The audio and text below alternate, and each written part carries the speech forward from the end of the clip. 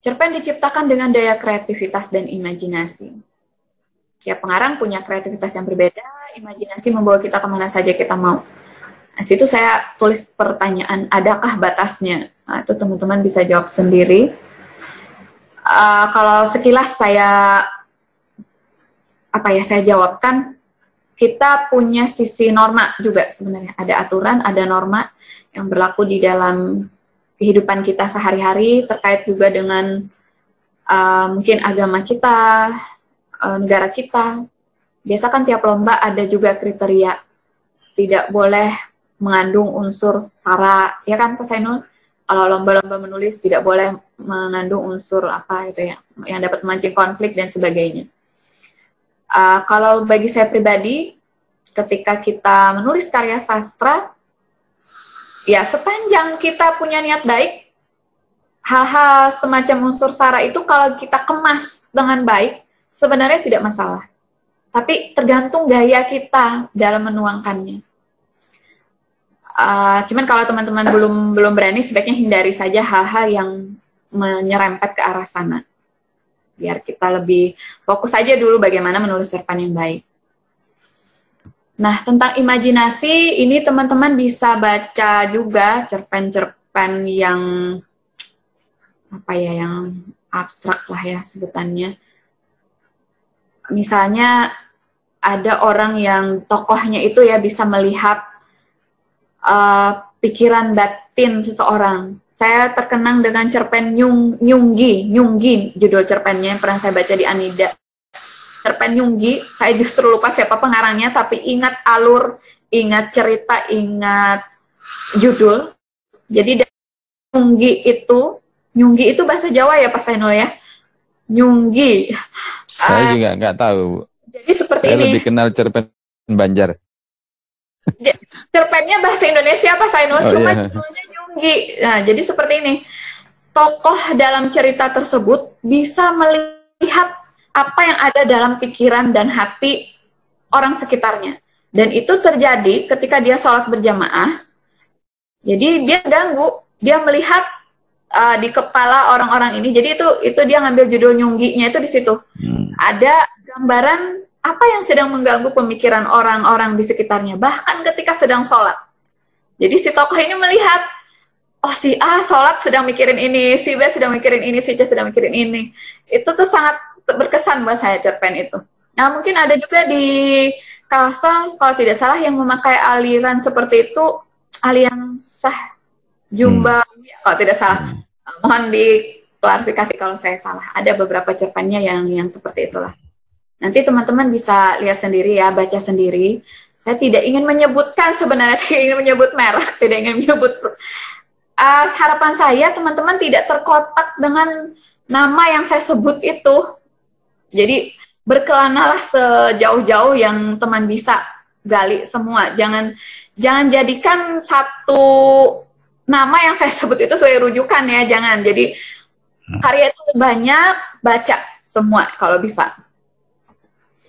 Nah, ini untuk latihan menulisnya seperti ini, Pak Sainul.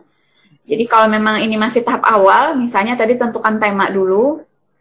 Misalnya tadi bisa juga sih dikemas dengan menulis cerpen dari gambar, misalnya, untuk membantu, misal. Kemudian setelah itu teman-teman bisa menentukan setting, menentukan tokoh, kemudian konfliknya, susun konflik dari tingkat yang rendah hingga mencapai klimaks. Buat penyelesaian, tentukan ending, kemudian judul. Oh ya, saya lupa menyinggung judul tadi. Judul cerpen, puisi, judul karya sastra ya, itu adalah hal pertama yang dilihat oleh pembaca. Jadi usahakan juga judul kita itu menarik, kemudian mengundang orang untuk membacanya. Kadang-kadang judul-judul yang simple bisa jadi juga itu menarik buat orang lain membaca. Saya pribadi tidak memberikan batasan berapa kata judul yang baik untuk karya sastra ya. Jadi menurut saya untuk karya sastra kita punya ranah sendiri dibanding dengan kita menulis karya ilmiah. Kalau karya ilmiah memang ada batasannya. Untuk karya sastra menurut saya bisa jadi 1 kata, bisa jadi 3 kata, 4 kata. Nah, misalnya saya ambil contoh untuk novel, saya memilih judul Sekaca Cempaka. hanya 2 kata. Tapi 2 kata itu saya rumuskan berbulan-bulan. Saya nemu 2 kata itu berbulan-bulan. Nah, kemudian misalnya untuk puisi, agak panjang tuh judul buku puisi saya, Entah Bagaimana Tiba-tiba Aku Mencintaimu. Nah, itu kan beberapa kata. Jadi, teman-teman tidak usah merasa dibatasi berapa jumlah kata untuk judul. Judul itu bagi kita penulis adalah apa ya? Pintu utama orang lain sebelum memasuki karya kita. Agak-agak susah juga nih jelaskan Pak Sainul, karena bagi saya judul itu sama seperti menamai anak gitu ya. Kadang-kadang semacam inspirasi, oh ini bagus, atau bisa jadi punya beberapa, ada 3 pilihan. Oh ini nih bagusnya judulnya. Bahkan pernah juga ketika menulis itu saya ilham ke inspirasinya tuh sepaket Pak Sainul. Jadi ada judul, ada tokoh, ada alur. Dalam satu kesempatan, celing, gitu ya. Pas lagi ngepel, celing, judulnya ini, alurnya ini, tokohnya ini, endingnya ini. Biasanya sepaket. Nah, saya pernah dapat pertanyaan dari teman-teman penulis, maksudnya yang belajar menulis. Saya bingung menyelesaikan cerpen saya. Saya tidak tahu ending seperti apa yang bagus. Nah, itu kadang saya kesulitan menjawab pertanyaan seperti itu, Pak Sainul. Karena selama saya menulis, sependek saya menulis cerpen, selalu sepakat ide itu muncul. Jadi idenya itu A, itu sudah dengan endingnya. Nah, misalnya episode Durian, itu memang sepakat sudah bahwa endingnya tokoh perempuannya itu mati atau meninggal. Jadi memang biasanya sepaket lah seperti itu idenya. Nah, saya tidak tahu, nanti mungkin bisa jadi suatu hari saya juga akan bertemu dengan pengalaman, saya tidak tahu mengendingkan atau mengakhiri cerpen saya seperti apa. Saya berharap teman-teman punya banyak bahan diskusi setelah ini, karena kita tidak bisa praktekkan ya menulis saat ini. Nah, jadi mungkin teman-teman bisa diskusi saja dulu. Siapa tahu ada yang belum saya sampaikan, Pak Sainul, dari yang saya tayangkan hari ini. Saya sih merasa belum puas. Karena ada kelas-kelas dalam menulis itu. Kalau ini mungkin masih tahap awal, setelah itu nanti ada bagaimana membuat satu paragraf, khusus satu paragraf pertama, Pak Sainul. Jadi adalah semacam itu. Nah, silahkan Pak Sainul. Terima kasih Ibu Nay, beserta semua. Itu tadi penyampaian materi dari Ibu Nay sangat lengkap. Ya, mudah-mudahan ini bisa menjadi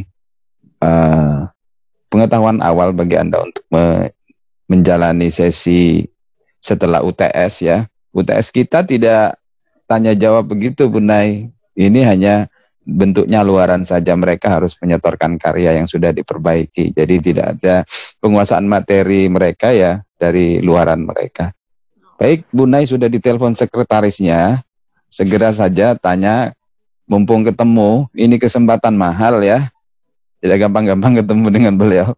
Silakan manfaatkan. Siapa yang mau bertanya soal penulisan cerpen yang masih mengganjal di pemahaman Anda atau pengalaman Anda. Karena nanti Anda juga harus menjalani proses ini.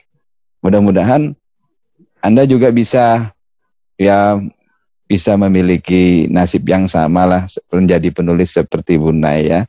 Karena dari sekian banyak alumni kita, tidak banyak yang jadi penulis gitu. Tidak banyak jadi penulis ya. Dan dari 40 atau 100 mahasiswa ya, lihat aja berapa yang kemudian nanti keluar dari PBSI jadi penulis. Nanti lihat aja. Tidak banyak. Dan Anda akan menjadi lebih, punya nilai lebih kalau Anda jadi penulis, bukan hanya sekedar jadi dosen atau jadi guru. Nilai lebihnya penulis di situ. Pengajar atau pendidik, guru yang bisa menulis itu punya nilai lebih. Paling tidak diundang ke kelas saya gitu. Baik ya. PPSI masuk kelas saya. Mengapa Bu Nay bisa diundang ke situ? Itu nilai lebihnya sebagai alumni. Baik, silakan yang mau bertanya. Mumpung kesempatan masih ada. 15 menit atau 20 menit. Silakan. Ya, Siti Rahma. Silakan Siti Rahma. Perkenalkan, Perkenalkan, nama saya Siti Rahmah. NIM 181011162200035. Saya dari kelas A2, angkatan 2018. Saya mau izin bertanya terkait, kan biasanya tuh dengan kita cara ketika suatu cerpen itu ketika